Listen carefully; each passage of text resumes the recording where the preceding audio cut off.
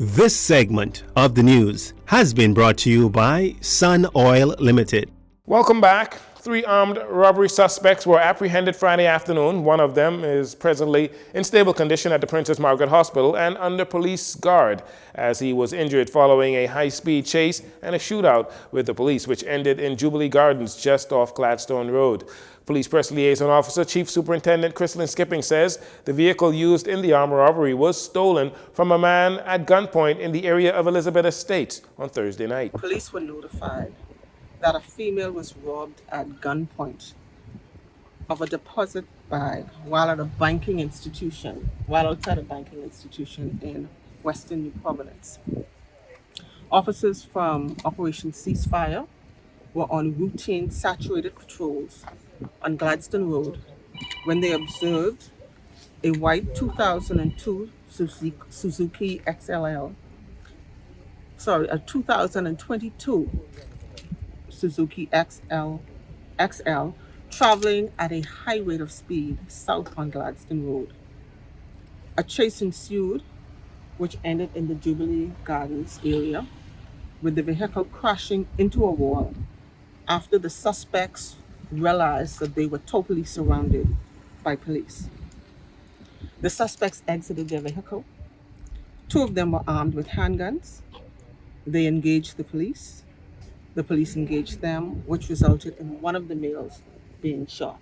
Chief Superintendent Skippings also telling reporters that a search of the vehicle resulted in officers discovering 2 handguns and 3 high-powered weapons along with ammunition. An empty deposit bag was also in the car and a large quantity of cash believed to be stolen from a female victim. Chief Superintendent Skipping says all 3 suspects are known to police as they were out on bail for serious offenses and being electronically monitored. We are continuing our investigation into this particular matter, but I hasten to say that upon examination of the vehicle, police recognized that this particular vehicle was actually taken in an armed robbery around midnight from a male in the Eastern District of New Providence. So we are continuing our investigation into this matter. Chief Superintendent Skipping says police will be relentless with a no-tolerance approach. She warns criminals and would-be criminals that if they stand up to the police, be prepared for the police to take action and decisive action. Let me also say, today one of the suspects actually had, both of them like I mentioned, are on EMD. One of them, in their quest to evade being monitored, had their ankle bracelet totally covered with foil. Unacceptable. We will not tolerate it as a law enforcement agency. And so for those persons who seek to engage in criminal activity, I say it once again, be prepared. We are here to police this country, and we are going to protect the good citizens of this great nation. A family of 7 on Andros is unfortunately homeless after their home was completely destroyed by fire early Sunday morning. Initial reports revealing that shortly after 1:40 a.m., officers attached to the Nicholstown police station responded to reports of a structural fire in South Mastic Point. When officers arrived on the scene, they met a 3-bedroom wooden structure home engulfed in flames. Fire services responded and attempted to extinguish the blaze. However, they were unsuccessful, which resulted in the home being completely destroyed. Luckily, there was no loss of life, and investigations continue into that matter. In other news, crime news, 3 adult males are in police custody as police confiscated dangerous drugs and seized nearly $17,000 in 2 separate incidents on Bimini. Police on the island reporting that shortly before 7 a.m. last Wednesday, officers attached to the Allistown police station and drug enforcement unit agents acting on information went to a residence in Porgy Bay, Bimini. While there, a search was conducted where a quantity of suspected marijuana and cocaine along with $16,000 was discovered. The cash was seized and 2 male residents aged 53 and 41 years old, they were arrested. In the second incident, police say shortly before 5 p.m. on Wednesday, officers attached to the Allastown Police Station and Drug Enforcement Unit executed a search warrant on another residence in Porgy Bay. The officers conducted searches of a 35-year-old male resident along with his vehicle, and a quantity of suspected marijuana was discovered on both the male and on the inside of the vehicle. The suspect was arrested and taken into police custody. The suspected drugs weighed 5 ounces, has a street value of about $500. And here in the capital, a 58-year-old Jamaican female of Pine Barren Road is in police custody, arrested on Friday for alleged drug possession. Police say shortly after 1 p.m., officers attached to the Drug Enforcement Unit conducted a special patrol in the area of Sutton Street on Camp Road when they observed a female driver of a silver Nissan Cube acting in a suspicious manner.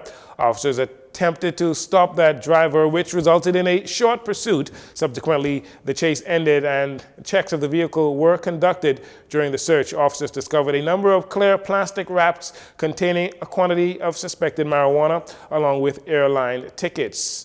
Additionally, a 49-year-old male of Sampson Street was arrested for alleged possession of dangerous drugs with the intent to supply. The incident reportedly occurred on Sunday shortly after 11:40 a.m. when officers confiscated 4 pounds, 1 ounce of suspected marijuana from a black backpack that he was carrying. The drugs there are estimated to have a street value of $4,100. Meantime, a 48-year-old male of Darling Lane was arrested for possession of an unlicensed firearm and ammunition and assaults with a dangerous weapon. And on Friday, sometime after 5 p.m., police on Cat Island arrested 4 males for alleged possession of dangerous drugs with the intent to supply. The suspected drugs there weighed 3 pounds, 5 ounces with an estimated street value of $3,500. Investigations continue into all of those matters. 3 illegal Haitian national immigrants are in police custody on Grand Bahama, apprehended on Sunday night. Police say shortly before 9 p.m., officers attached to the Marine Support Services branch, acting on information, went to a local resort on Kings Road off Midshipman Road, where the officers apprehended 3 Haitian male immigrants, 39, 23, and 19 years old. The men were also allegedly found in possession of a small quantity of marijuana. The immigrants were handed over to the Bahamas Department of Immigration. And finally, celebrating 43 years since its establishment, the Royal Bahamas Defense Force, RBDF, held its annual church service on Sunday at Living Waters Kingdom Ministries, Warren Street. Prime Minister Philip Davis, in bringing remarks, commended the Marines and officers for their continued dedication and commitment to service and to country. First and foremost, I would like to express my deepest gratitude to the men and women of the Royal Bahamas Defense Force. You who don the uniform and serve with honor are the backbone of our great nation. Your courage, dedication, and professionalism are crucial in maintaining our nation's sovereignty and ensuring the safety of our people. The theme for this year's service, the pursuit of excellence as guardians of our heritage, nation builders, and community leaders, is a testament to the RBDF's relentless pursuit of excellence in all aspects of its operations. By safeguarding our heritage, you preserve the rich history and cultural identity that defines us as Bahamians.